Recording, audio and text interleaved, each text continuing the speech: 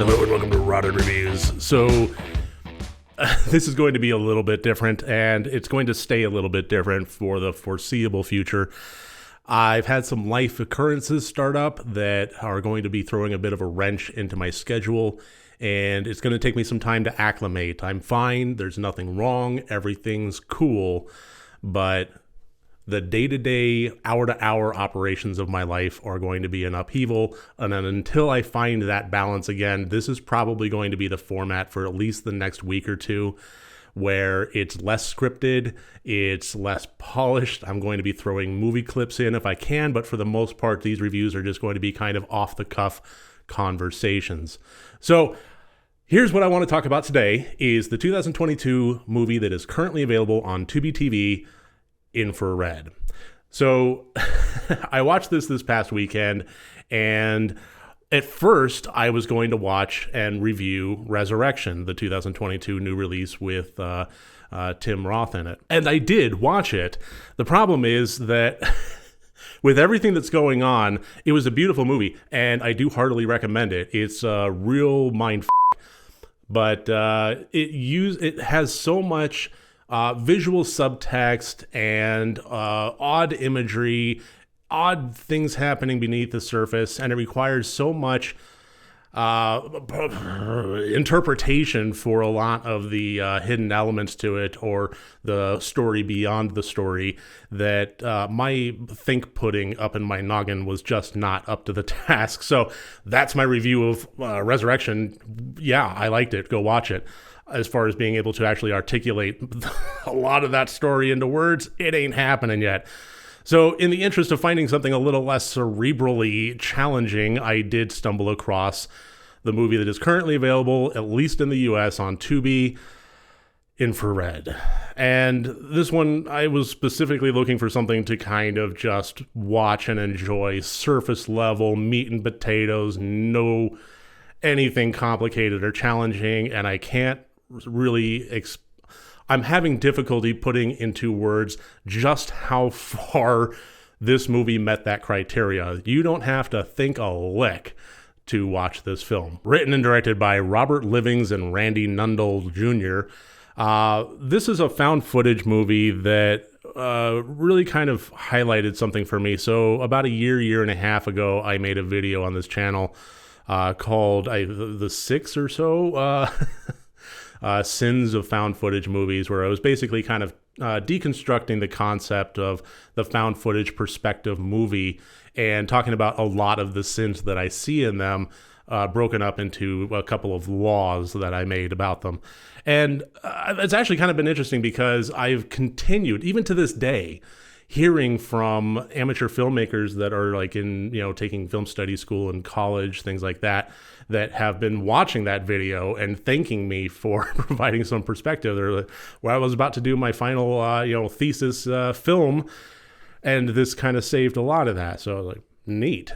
So it was kind of interesting watching this found footage perspective movie that has Greg Sestero in it, 𝗘𝗾𝗃𝗺𝗀, within the context or the lens of that video that I made.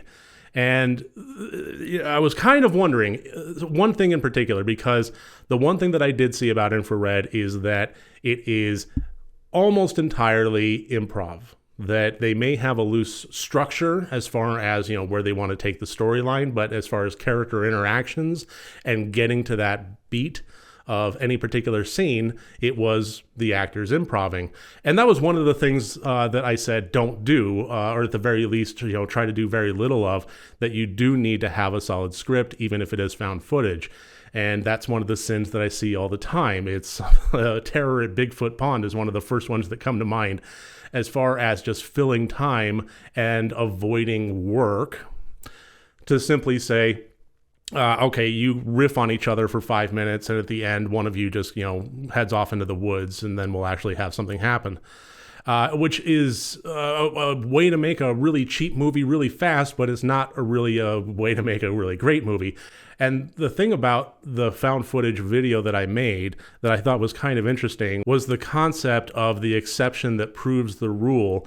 And for all the rules that I made, and I stand by them, I think that it holds up, especially with all the found footage movies that I've seen. But there's one movie in particular that breaks pretty much all of them. and is also one of the most widely successful found footage films of all time. And I'm talking about the Blair Witch Project. It broke so many of the laws, but I think that was a situation where it wasn't the first found footage movie ever to be in existence, but I do think it was the most profound and the one that really kickstarted the perspective genre. So it really was, in its own way, a trendsetter. It was a groundbreaker. And in that, there were no rules at the time, and it managed to pull things off very successfully. And everything that has come out since then has been, in one way or another, trying to capture the essence or the success of it. And really the rules that I kind of covered was mostly in regards to amateur filmmakers that are attempting to get a movie out cheaply, quickly, and with as little effort as possible. So typically with that, found footage is the way to go. You strap a couple GoPros to people's heads and you put some end credits at the tail end in editing. Pretty much it. So improving the entire movie is not my idea of a solid quality movie. So how well did Infrared pull it off? That was something that I was kind of curious about, because we're not talking about amateur filmmakers necessarily. We're talking about, filmmakers that somewhat know what they're doing, have somewhat of a budget, and the actors that are improving have actually taken, at least Greg Sestero has, improv classes. This is something that they have actually studied the art of, the yes and so on and so forth. So how well did it actually make for a solid movie? Unfortunately, not all that well. I actually enjoyed Infrared more than I was fearing, but not nearly as much as I was hoping. The improv nature of it was actually able to sustain things with some interest from scene to scene, but as far as the overall quality of the movie goes, it just didn't hold up, and that kind of improv nature to things started to work against it, at least in my opinion. It started to kind of feel like at any given point, whatever actor, a lot of times, if it was Greg Sestero that was on screen, he was definitely the one, pulling at that point.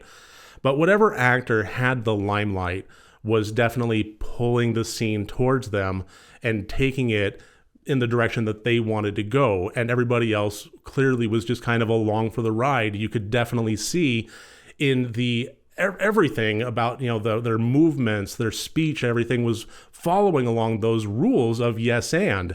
So it made for a movie that was kind of interesting to watch, because the dynamics of it were interesting, but somehow failed on a storyline level. As far as the storyline, the setting, the scares, and what actually makes the movie beyond the characters and their dialogue, I kind of got the impression that this movie took a lot of inspiration from Grave Encounters, but probably with 1/5 the budget. It did have some interesting moments to it, but overall the entirety of the story just didn't really live up to it. And as far as the setting that they were in, there wasn't a whole lot too creepy about it. It was supposedly this big get for the characters in the film to actually be able to get into this abandoned school where they're going to be filming this show that they want to produce, as far as finding paranormal entities and exorcising them for the sake of television program that they want to produce. But the problem was, as far as the setting itself goes, which is a huge part of this kind of movie where we have contained stuff with these characters running around in the maze, was it didn't really look all that abandoned. It looked like it was closed down. It looked like all the furniture was moved out. It looks like it hadn't been painted in a long while, but for the most part was maintained. They had lit exit signs everywhere, which they kind of tried to explain away with some throwaway dialogue that was also clearly improv. And unfortunately, in my mind, that really wasn't a good enough explanation as far as how there's still power going to this building that is supposedly decades abandoned. And the weird thing about that is it actually could have had a very plausible explanation, something along the lines of, because this is a school, it is state or city owned, and as such, even if it's abandoned, even if it's dilapidated, they are legally obligated to maintain safety requirements in the building. So legally, they can't shut off power, and they have to maintain at least those signs. It would still be bullshit, but at the same time, it would actually provide a plausible explanation why that couldn't have been incorporated into this, and instead it was just, maybe it was just spooky energy. I don't know. But that's kind of the point of this, and why Infrared for me was so brainless, almost to the point of in actuality to a point of detriment to the film, is by having that improv nature, we also have a lack of polish. We have a lack of thought. It's whatever's kind of coming up on the fly, off the cuff, and in the moment, and that doesn't always lend to a quality storyline or a quality premise. And I think that, having particular scenes improv, that can work okay, especially if you're talking about actors that have actually had training. But it can't be the entirety of the movie. It can't be, the entire direction that the film takes. And if you have critical plot points or you see critical flaws in your film that need plausible explanations, those probably should be well thought out, well scripted, vetted amongst a group of peers, really, really hammer away at it until you actually have something solid for the plot and something for the characters to actually chew on. The one thing that I will say about Infrared in the positive sense, I suppose, is it did have one or two good scares to it. Overall, the movie was more boring than anything else. There was no real tension, there was no real dread or terror, but it did have one or two jump scares that, in all honesty, hats off to it. Kudos to it for actually making me, give a little jump and yelp. But at the same time, considering it didn't have any terror, it didn't have any dread or tension or keep me on the edge of my seat, it also kind of felt like when the jump scares did happen, it felt a little bit cheap. I honestly hated myself just a little bit for actually having got by the jump scares. I love a good jump scare, especially when it's extraordinarily well earned by, the previous half hour or hour of lead up, investing me into it to the point where the entire rest of the outside world around me has completely drifted away and I'm actually invested in the movie, and that's when it gets me. Ooh, I love that. But when I'm kind of mentally checked out of a movie and I'm only kind of really struggling to pay attention at that point and it still manages to get me, it's like, well, kudos, I suppose, but damn you. So this is not a terrible movie. Believe me, there are a lot worse that are currently on Tubi. But I think that this is also an interesting one to kind of watch from the sins of found footage perspective, to kind of analyze and criticize and break apart a little bit and see what about it worked and what about it didn't, because there were some portions in column A and column B. And I think that that's kind of interesting to dissect and figure out. But beyond studying Infrared from an academic filmmaking perspective, I really can't say that I recommend it all too highly. If you are like me and you were looking for something brainless, then this does fit the bill quite nicely.